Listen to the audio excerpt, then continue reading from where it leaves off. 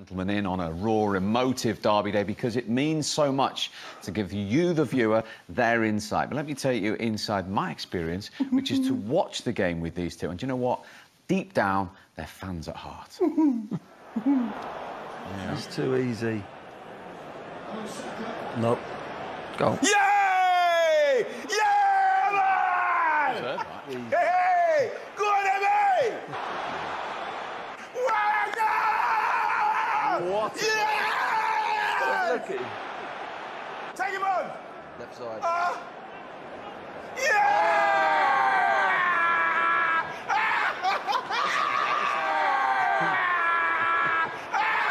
It's a great day! It's a great day! It's a great day! Win over your rivals is always a good feeling, but after a sticky start to the season, is that a particularly sweet feeling? I can't hear you, sorry. Well, you can hear what it means to the fans. What does it mean to the players? It means everything. It means the world. I mean, we gave everything for them today. They pushed us I can't describe. You know, it's an amazing feeling when you are a player. You have the fans like this. It's really unbelievable. Emile, I can see that big grin on your face. What's it like for you then? An assist and a goal in the North London derby. It's probably the best day of my life, you know.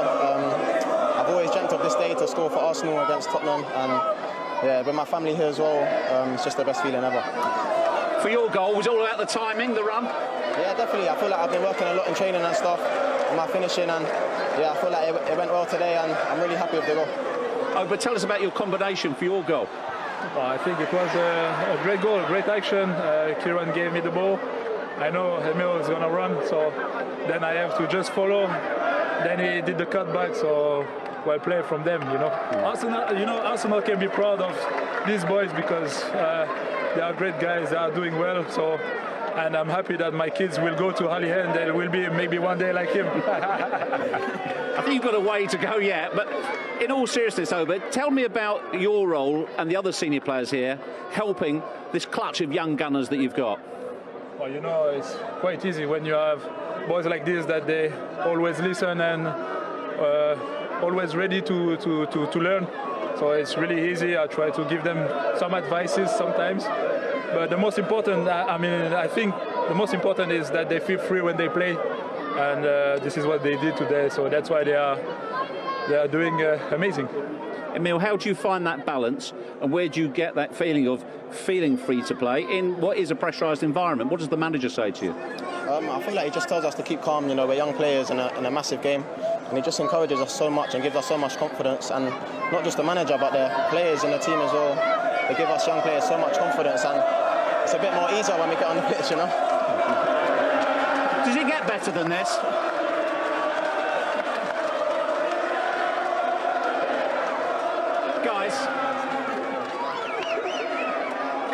Compare and contrast this feeling now and the fans with those really tricky first few games of the season where it wasn't going right, where you were all under massive pressure. Compare that to today. Sorry again. Sorry. I'm really sorry. I might as well stand next to you. Yeah. Compare the feeling today to the start of the season when the whole club, the whole team were under pressure. Yeah, I think we are doing a good run of a couple of games now. I think after the game against City, it was time to have a chat between us players, and this is what we did. And we want to go forward. You know, we want to win games. I think this was important for us to make everything clear. And yeah, I think we are doing well right now, and the feeling is very good. Well played today, both of you. Emile, I can see you chuckling away. I can also tell you Gary Neville named you the man of the match today, so well done. Thank you so much, man. Appreciate it. All the reaction to come from the Emirates Stadium. We'll be back there live with David Seaman, amongst others as well. But let's get some more from Wrighty and Glenn. What impressed you most overall about Arsenal today? Probably the progressive passing, Martin Odegaard in particular. I think that he's somebody that when he came on loan, I thought that we wouldn't have been able to afford him, or someone else maybe of a higher pedigree from where Arsenal are at the moment would try and get him. But for us to get him, and the way he played today and the way he will play for us, like the way he played against Burnley, Norwich, he's exactly what we need, and Thomas Partey alongside him with the pace of Emile Smith-Rowe, Saka, Aubameyang. You know, he is somebody that gets in there and he controls the game, the tempo of the game, gets himself into those clever little pockets of space where he gets, and he's so good with, he's so technically good, he's not rushed, and he always makes the right pass for us. That's what we need. The other side of the story is, what disappointed you the most about Tottenham today? Well, I think on the ball, there was, again, a void of ideas. There was a void of getting through the pitch. We said before the game, when you were talking about Arsenal, you know, a few months back, I was thinking, that's Tottenham at the moment. They're struggling to get out from the back, through the midfield, and then to get their best players on the ball. Harry Kane's just not at it. You know, there's no hiding behind it. Harry's a fantastic player, and he's got to get himself back. If Spurs are going to get into some good form, he's got to get his energy back. He's got to get his enthusiasm back. He's staying. He's got to, you know, the move didn't happen, so you've got to get on with it. He still looks to me as if he's smouldering a little bit. He's not no zip to his game. How do you manage that? Well, you don't manage it. It has to come from within him. There's no one there, NUNO, no one in the staff's going to actually bring that out of him. He might sit him down and have a one-on-one chat with him, but the lad's got to look at himself in the mirror. I'm sure he doesn't want to play this way and go into England games, for instance, but he should be doing that for his pride. And at the end of the day, he's a wonderful player, and he's going to come back good again. And if he gets a goal, I'm sure he'll be off and running again. But he's got to make better movement. He's got to hurt himself physically more now, in pushing himself. And the thing is with Harry is he's done so many good seasons back to back. Not carried the team, but he's such a good influential player. For me, it's the other players that have got to step up now. They've got to give him better opportunities. They've got to create more. They've got to play better. So your likes of your Moras and your Ndombeles, and then Bergwijns, Son, all of them. Bergwijns, all of them players have got to really come to the table and improve their game. It's not so much about Harry Kane. Harry gets a goal or two, he'll be off and running again. He's got to get his mind right, though. He's got to get his enthusiasm and his love for Tottenham, and all them things have got to come out in his game. But these other players have got to create for him.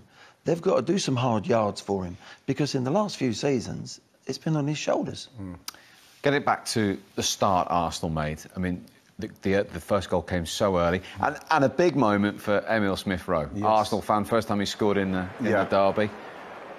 Delighted for him, simply because, like, again, Arsenal's won the ball, and we spoke about how Højbjerg, as the holding midfielder, he's completely committed himself. But once we get into this situation, I think Reguilón's got to get tighter. Once it goes here, you see him ghost in, no one's picked him up. I'm delighted for him, because I know how hard it's been for him and his family getting him to Arsenal. He's now there, he's a first-team player, and he's always talks about wanting to score more goals. Gaffer? From a Tottenham's point of view, that can't happen in the first 10 minutes of a game, where your whole of your midfield is just taken out and they're running at your centre halves. The rest, you're on the back foot here, and it's a good pick out from Saka, and Smith-Rowe is on the run, on the move in the box, and Sanchez can do a better job if he just opens his shoulders up a bit earlier. But that's how they started. Arsenal started on the front foot, and then they continued that, and I was impressed with Arsenal. Very surprised that how lacklustre Spurs' midfield were. How someone like himself, when he is the last line of defence, before you get to the actual last line of defence, it's like we're running straight at them. So then people like Reguilón has got a decision to make, because he hasn't got anybody covering that. I still feel he should be tighter, but then Arsenal are in the ascendancy, and then that's where it went from there. I think also a problem, we say Ødegaard played really well and picked up some lovely positions, but he was a thorn in Tottenham's side today, because Højbjerg couldn't deal with that. He was having to look at that, but you know, I think it needed to reshuffle. I think Ndombele should have maybe gone back square with him, and they could have nullified those positions, and then put Dele Alli a little bit more advanced, where he's going to go and hurt teams. But they played with like a 3 across, and there was holes in behind Højbjerg, right and left of his shoulder, and to be fair, Ødegaard just kept picking up lovely positions, and what Ian was saying is right. Now Arsenal have got players now that were picking players off, taking them out of the game by putting balls in between Tottenham players and into the lad. So from the first minute, you could see that happening, and it caused Tottenham a problem all through the game. Yep. The second goal was a sensational team goal, but initially, did you think Spurs might have had a free kick? I think it's a 50-50 call. Yeah. I think a lot of referees might have given it, but it's so close there to Tottenham actually probably going to score a goal. If they nick the ball there, if they get turned, this is lovely football though. Once Spurs are open, they get through the press, if you like, and then that little ball round the corner from Aubameyang. This is top quality from the boy. He's running at full speed, Smith Rowe, and he looks up and plays. There's the possible flat. I think some refs would have given that. The thing with that kind of foul is, as a midfielder, you've got to be ready for that. Xhaka's not ready for it, so he's surprised. Højbjerg's gone in. If they give that as a foul, you'll probably think, oh, it's a soft one, but it could be given. But from there, I thought that we were just sharper. I thought his touches on the ball for the distance he went were very good. And, like, again, you look at Aubameyang and he's just shown you don't have to completely lace it. You just need to get it on target. Such quality from the young kid to run at top speed, look up and not go across the 6-yard box. Just pull it back to your mate. And that was really top quality play. Saka got in on the act as well. To be honest, Saka's been playing brilliantly. I've got to mention Martin Ødegaard because he's getting into places where you can't really, you're not picking up, you can't pick him up. But Saka, I think the first goal, as much as Reguilon got caught inside, I don't think he came out quick enough to Saka, and I'm saying he's got the run of him. He's got the beating of him. And I think that once he's got here with Eric Dyer, I'm saying, go at him. And in the end, he's got it. But you look at Harry Kane, you look at this, this here, Harry Kane's lost the ball, and he shows a lot of desire, which I'm not actually seeing in the other box. But once we get into this situation, look at Harry Kane coming back. He needs to start showing that desire the other way. Gets the luck, Saka, and then he finishes it really well. Gaffer, look, it's actually, look at that touch there. It's a little bit behind him, and he's just brilliantly. It's a great finish. Really Harry Kane has shown a great attitude. You know, he wants to make up for his mistake. Gets back and he's a bit unlucky. You know, if he tackles that and comes out with the ball, we're all going, wow. You know, great attitude. It rolls to Saka, but the finish was excellent, as you say. It was like half a touch. Look at Arteta celebrating. He knows now they're in the driving seat at 3-0 and they're playing. I mean, this is a team that's at the moment 14th. My concerns for Tottenham are they're 14th in the league and they're outclassing Tottenham at the moment in the North London derby. So there are some real big concerns from the Spurs side of the fence, and that's a massive